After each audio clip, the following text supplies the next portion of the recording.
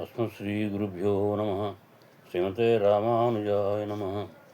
दयापात्रं दीपक्त्यादिगुणार्णवं यतीन्द्रप्रवणं वन्दे रम्यजामातरं मुनिं। लक्ष्मीनाथसमारम्भां नाथयामुनमध्यमाम् अस्मदाचार्यपर्यन्तां वन्दे गुरुपरम्पराम्. ద్రావిడ వేద ప్రామాణ్యం. ఇక్కడ పరాశర భట్టర్ వారు మనకు అనుగ్రహించినటువంటి శ్లోకంలో వైభవాన్ని, దివ్య ప్రబంధ వైభవాన్ని తెలుపుతున్నారు.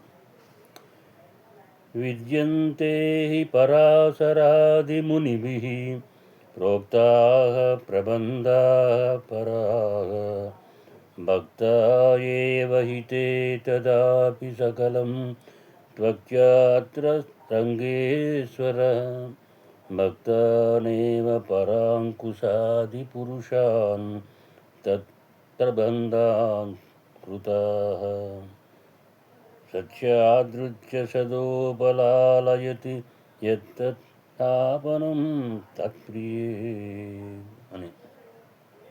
అంటే భగవానుని చేత ప్రతిపాదింపబడినటువంటి వేద, ఆగమ, ఇతిహాస, పురాణ స్మృత్యాదులు ఇవన్నీ కూడా, ఈ గ్రంథరాశులన్నీ కూడా ఎంత ఉన్నా కూడా భగవంతునికి ద్రావిడ వేదము అంటేనే ఎక్కువ మక్కువ అనేటటువంటి భావాన్ని ఈ శ్లోకంలో మనకి అందించినట్టుగా తెలుస్తోంది.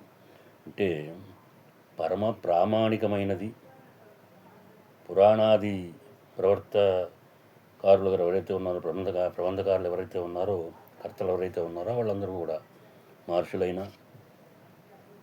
వీళ్ళందరూ కూడా భగవానునికి ఆళ్వార్ల యందు ఉన్న ప్రీతే ఎక్కువ అని. అంటే వారి ప్రబంధ శ్రవణం వలన పొందేటటువంటి ప్రీతికరమైనటువంటి అతిశయం ఏదైతే ఉందో అది గొప్ప వైభవము కలిగినది అని చెప్తున్నారు. ఆలయాలలో వివిధ ఉత్సవాలలో జరిగేటప్పుడు ఆ భగవానుని యొక్క సన్నిధి యందు ఆళ్వార్ల దివ్య ప్రబంధ శ్రవణం చూపేటటువంటి ఆదరం ఎట్లాంటిది అంటే చాలా అతి మధురమైనది, అత్యాదరమైనది. ఎందుకంటే ఆగమోక్త విధానంలో ఆళ్వార్లకు భగవానుడు తన యొక్క శేషమాలిక శేష వస్త్రాదులతోటి జరిపేటటువంటి ఒక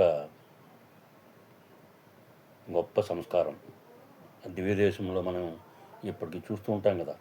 అయితే ఇంతవరకు వేద, పురాణ, ఆగమాదుల యందు వర్ణింపబడినటువంటి దివ్య ప్రబంధ వైభవము మనకి ఎట్లాంటిదో తెలిసిపోయింది కదా. అంటే దివ్యమైన ప్రబంధమును, వైభవమును దృష్టి ఉంచుకునే అలాగే మన వాళ్ళ పెరుమాళ్ నాయనార్ అనే ఆయన ఆచార్యులు ఆచార్య హృదయం అనేటటువంటి గ్రంథంలో దివ్య ప్రబంధములకు వేదత్వాన్ని స్థాపించడం జరిగింది అని మనకు తెలుస్తుంది. అట్లాగే సంస్కృత వేదం అంటే వాటిలో ఉన్నది ఋగ్వేదం, యజుర్వేదం, సామవేదం, అథర్వణ వేదం. మరి ఈ 4 వేదములు ఎట్లా ఉన్నాయో మనకి ద్రావిడ ప్రబంధంలో కూడా నమ్మాళ్ళ వారి చేత అనుగ్రహింపబడినటువంటి ఆ ప్రకాశించేటటువంటి తిరువిరుత్తం, తిరువాసిరియం, తిరువాయుముడి, పెరియ తిరువందాది అనేటటువంటి 4 ప్రబంధములు కూడా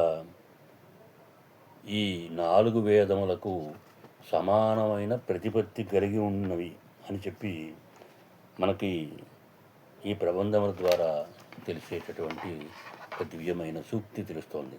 ఎందుకంటే ఋగ్వేదంతో సమానమైనది తిరువిరుత్తం అయితే, యజుర్వేదంతో సమమైనది తిరువాశ్రయం అయినప్పుడు, అలాగే అథర్వణ వేదంతో సమానమైనది పెరియ తిరువందాది అని అనుకుంటే, సామవేదంతో సమానమైనది తిరువాయుముడి అనేటటువంటి నమ్మాళ్ళు వాళ్ళు అనుగ్రహించినటువంటి 4 వేదముల సారములు దీంట్లో మనకు కనిపిస్తున్నాయి.